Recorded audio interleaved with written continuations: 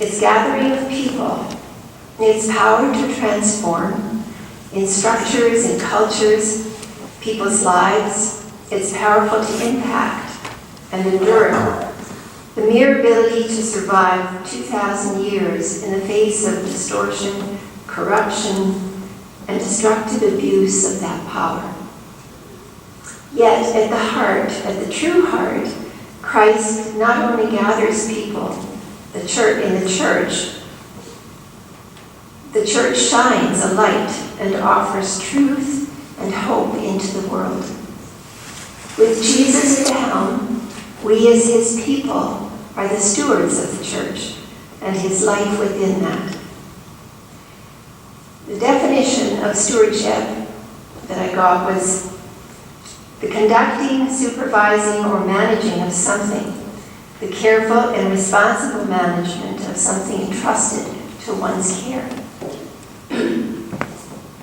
The responsible overseeing and protecting of something of great value, considered worth caring for and preserving. And then there's the church stewardship, the careful and responsible management and protection of what belongs to God, holds great value, considered by God, worth caring for and preserving, and is entrusted to us as stewards. Stewardship becomes a central piece of the life of the church. Why do we as church need stewardship? What is its purpose? Slide, please.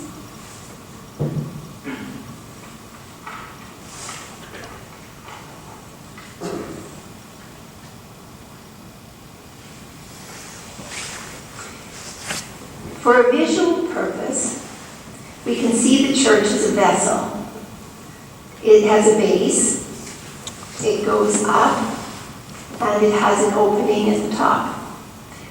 So you can put things in and take things out. At the base or the foundation of this container are life's treasures.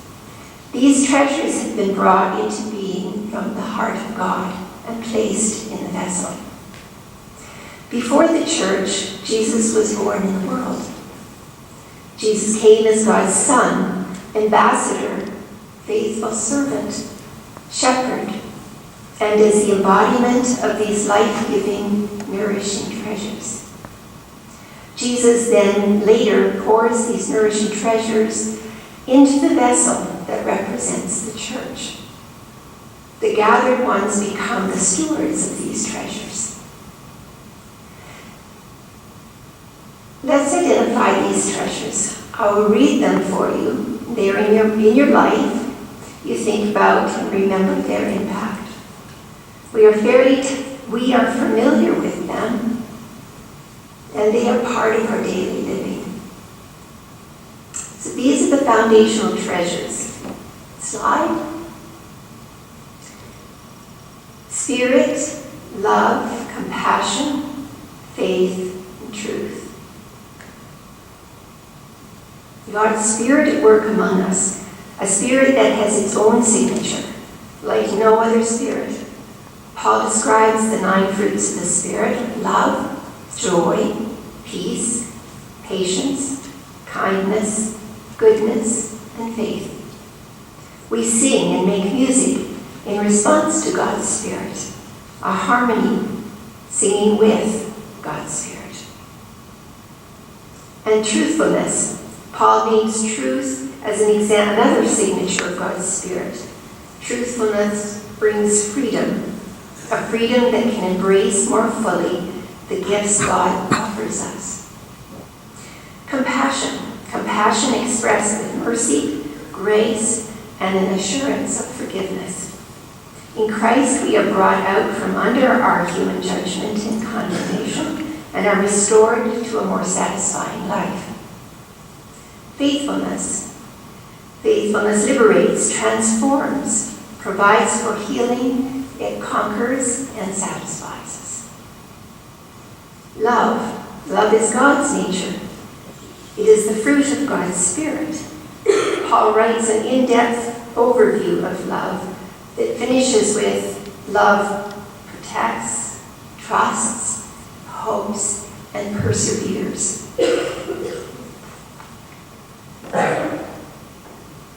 Slide. These treasures, foundational to the church, found within the life of Jesus, are worth preserving. They require protection because of their great value and life-saving benefits.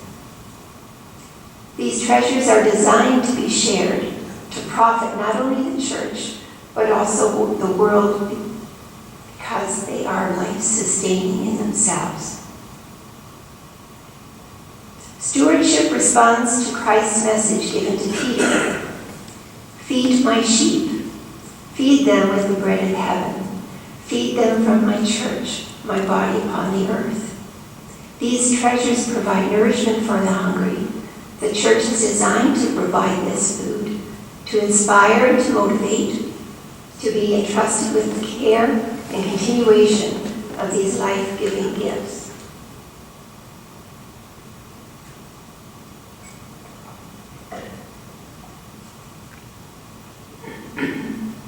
We exist as church to fulfill this stewardship mandate. Excuse me.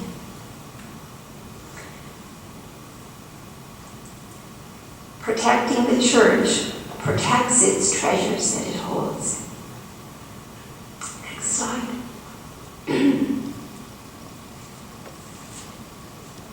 What do we do as stewards? I will read a list of examples to provide an overview of some ideas, just to give you an idea of what this entails. What we do.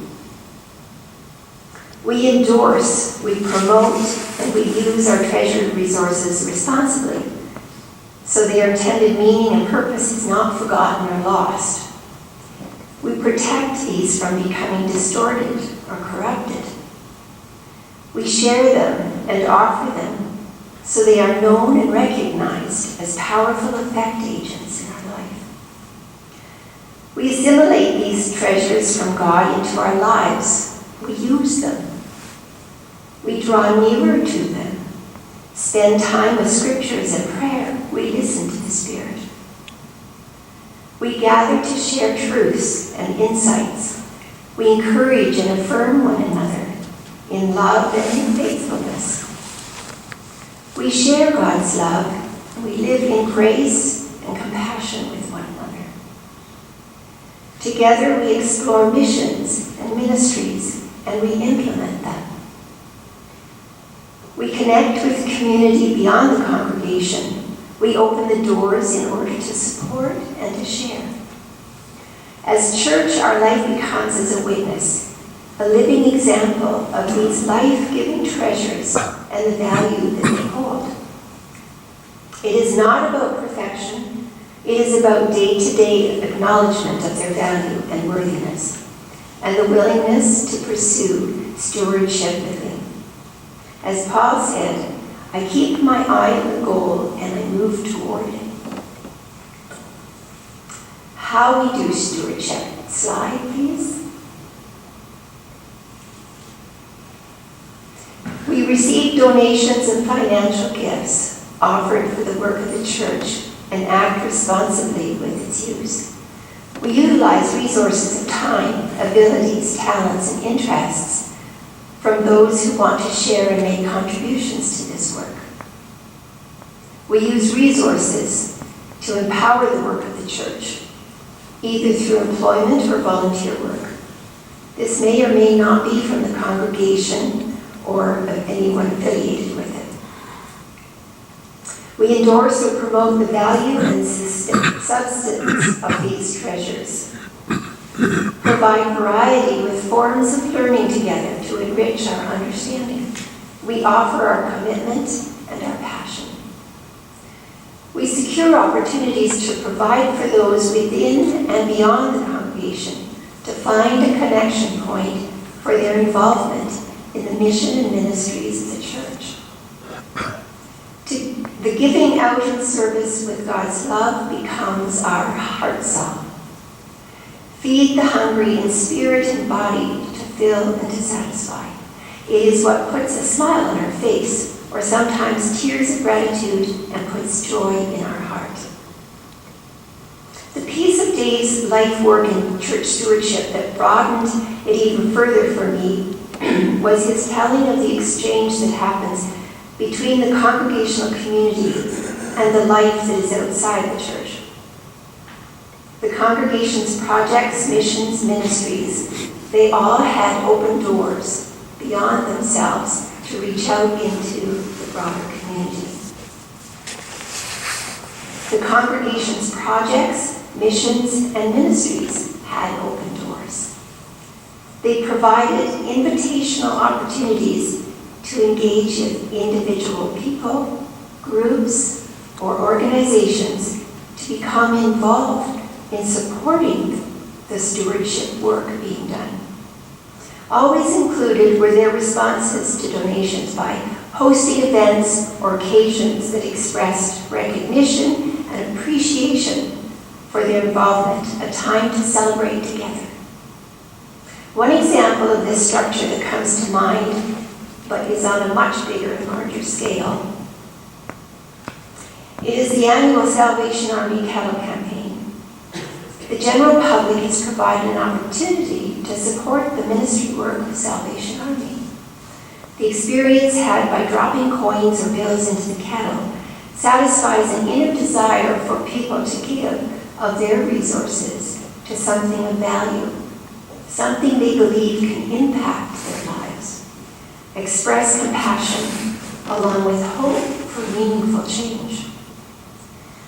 Another, Carmichael Outreach is another interesting example. At its beginning, Carmichael Outreach was a mission of Carmichael United Church. It became established and supported by the larger community, and eventually the operation and funding was taken over by an independent interest group to provide this much needed inner city service. This mission outreach is still supported financially with the volunteers from the United Church congregations and within the city and with the general public.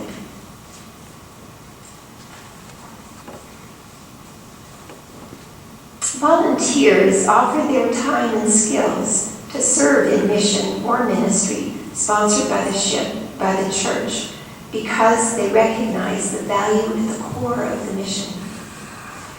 Providing a way to engage and be part of that giving feeds their spirit too. An involvement they experience as rewarding and fulfilling. This construction of stewardship reaches out and invites the interested public a place at the table. They're offered the opportunity to give of their time, their skills, interests, and finances. Received as valuable, appreciated contributions to support the work and the life of the church. The size, the structure, and focus of any church's stewardship program would depend on the nature and the personality of the congregation and its calling. Yet it would always remain the church's central work. This is the vision of stewardship I heard from Dave as he spoke of his called into ministry life. His unique insights, his love of the church, and approach to stewardship were some of his valuable gifts that he offered to the church wherever he was sent into ministry throughout his life. During this week, I invite you to take some time to possibly write down what is your doing that you find joy in. What are your skills, your talents, and your interests? Offering and sharing what you love is an empowering gift. As we take some time together to reflect in silence, I invite you to think about stewardship, how you are impacted when you give something you treasure, and the responsibility to take care of, to protect, and preserve what is valuable to you.